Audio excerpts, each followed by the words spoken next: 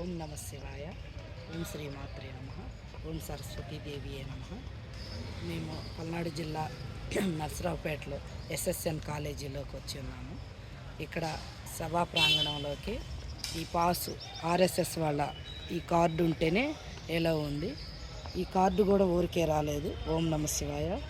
మనం పల్నాడు ప్రాంతాల్లో ధర్మ ప్రచారం నిమిత్తం నారాయణ స్వామి వారు అనేక ప్రాంతాల్లో పర్యటించటం, ఈ యొక్క మన సంస్కృతి సాంప్రదాయాలు, మన రామతత్వాన్ని, కుటుంబ విలువల్ని వివరంగా చెప్పటం వల్ల మన పిడుగురాళ్ళలో రామ్మూర్తి గారు వారు అనేక చోట్ల మన నరసింహమూర్తి గారు అనేక చోట్ల మన విధానాన్ని, స్వామివారి విధానాన్ని విని మీ దంపతులు వెళ్తారమ్మా, మరి అవకాశం తక్కువ మందికే పల్నాడు ప్రాంతంలో ఓ 4-5 ఉంది, అందులో మీ ఇద్దరిని పంపదలుచుకున్నాను అన్నప్పుడు నాకు ఆనందం వేసింది.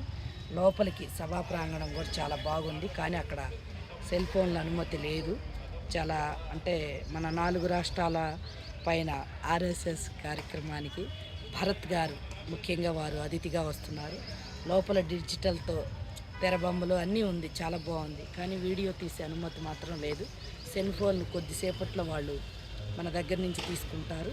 చాలా ప్రగడ్బందీగా ఆర్ఎస్ఎస్ విధి విధానాల్ని వారు ప్రచార నిమిత్తంలో రాష్ట్రీయ స్వయం సేవకు సంఘం 100 సంవత్సరాలు పూర్తి చేసుకున్న విధానంలో పల్నాడు జిల్లాలో పెద్దగా మరి ఆ సభలోకి ఎట్టి సెల్ ఫోన్ల అనుమతి లేదు. అందుకే మేము ఇక్కడ సరస్వతీదేవి ఉంటే మేము వచ్చిన ఆనందంతో మరి మాకు ఈ ఐడెంటిటీ కార్డు ఇవ్వటం చాలా ఆనందంగా ఉంది. ఈ యొక్క ఆహ్వాన పత్రం, ఐడెంటిటీ కార్డు ఉంటేనే లోపలికి వెళ్ళో ఉంటుంది. అది కూడా 200 మంది మాత్రమే. అది కూడా ఈ ధర్మ ప్రచారంలో ఎవరైతే వక్తలుగా మాట్లాడగలరో వారికే ఇవ్విస్తుంది. కానీ నారాయణ స్వామి వారికే ఇది ఇచ్చారు. కానీ నేను వారికి ఎప్పుడు వెంట వెళ్తున్నాననే భావనతో వారు నాకు కూడా ఇవ్వటం జరిగింది.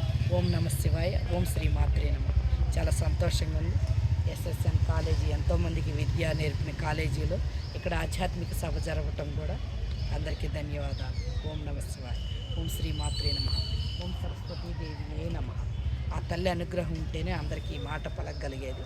అందుకే అమ్మ దేవుని అందరిపై ఉండాలని నిండైన మనసుతో కోరుకుంటూ ఓం శ్రీమాత్రే నమ.